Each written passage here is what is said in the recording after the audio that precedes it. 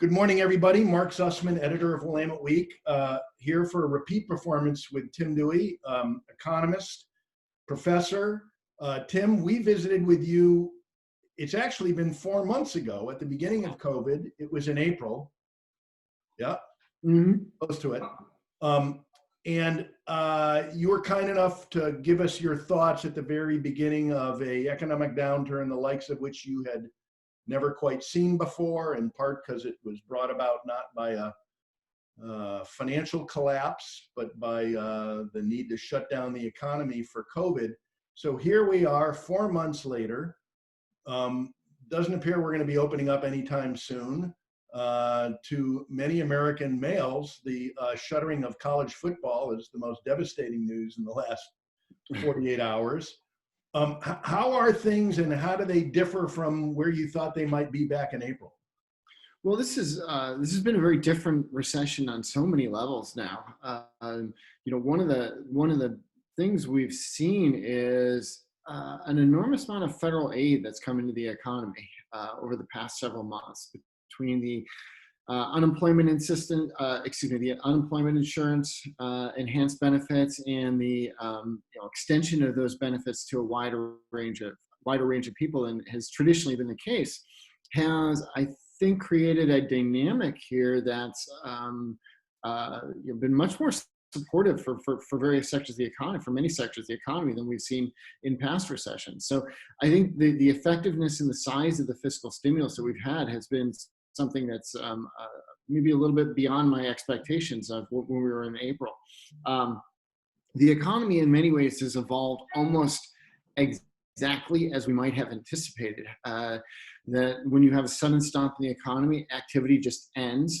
And we saw a massive drop in national output in the second quarter. The headlines read that GDP had fallen by a third. That's not entirely accurate. That's an annualized number, but we're still down significantly relative to last year. So there's a big hit to output. But we know that toward the end of the quarter, June, July, activity started to pick up again as we began that phase of starting to reopen various sectors of the economy. And now we're into that next stage of, okay, what happens next? How much can we reopen? How do we grow around the virus until we get a vaccine? And how much stimulus do we need in the second half of this year to keep the economy sort of at this place of suspended animation, for lack of a better term, where things are in many ways not as bad as you would expect, given how bad it is. Well, Tim, so let's just talk about a few indexes. How are bankruptcies?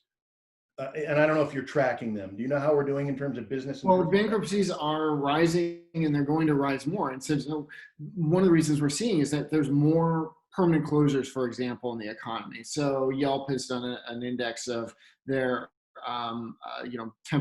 their permanent versus temporary store closures, for example. And what you see over time is the permanent closures going up and the bankruptcies going up. And so the general direction is, as we've seen in other downturns, is that the longer this downturn lasts, particularly firms that are more impacted by the lack of leisure and hospitality activity, that has increased the number of bankruptcies and firm closures. And that's that permanent damage that's mounting in some sectors of the economy. Other sectors of the economy have been doing fairly well. So, for example, if you talk about sporting goods, because there's been a sudden resurgence of interest in camping, because it's the socially distant thing you can do right now, that's been a stronger part of the economy. For example, all sort of outdoor things. So, for example, a friend of mine had said that he went out to find a bike for his teenager, a new mountain bike, and couldn't find any. There weren't any available. He's just having trouble finding some of these items that suddenly are in such demand. So this is where you're getting this unusual dynamic. Is it's not just that activity across the economy has shifted, it's that we can't do certain things in some sectors. So we're trying to push that activity into other sectors. And there's some bottlenecks that emerge as a result. So as firms close in some sectors, other firms are actually doing well in this environment. And that's a little bit different sort of than the generalized downturn we saw in the last recession. You do sound more optimistic than you did when I talked to you in April. Well, certainly you can see where there's some path forward, and it's certainly easier to see that than in April. Now, we know that many people have been hurt by this downturn, and we've been trying to support those people as much as possible. And that is an extremely important thing that we continue going forward to support the overall economy. But over time, economies tend to heal and they tend to grow. And I don't think this downturn is any different from that. When we had a downturn as we closed a large number of businesses, as we reopened those businesses, activity started to pick up. There's a chunk of the economy we can't recover right now. So, in-person dining is going to be a continuing challenge for the foreseeable future, right? Air travel is going to be a continuing challenge. So there's chunks of the economy that we can't entirely recover right now, but there's a large part of the economy that can recover. And we're working on recovering that large part of the economy that can recover going forward. And that's really kind of what the focus is here. So go ahead. I was just saying, let's talk about areas of the economy that are doing well. I mean, I was in a hardware store the other day, and I mean, they're doing better business than they ever had because all of us are working on home projects, and I gather. Right. But right. You sent me something a couple of days ago, and I know anecdotally, I gather that in certain areas of Portland, real estate is still very, very strong. It is still a seller's market. So is this a function of the cheap money and the fact that all of us say, if we're going to spend money anywhere, it's going to be on our home because here's where we're locked in for quite a while? Is that so? It's a factor of not just the cheap money.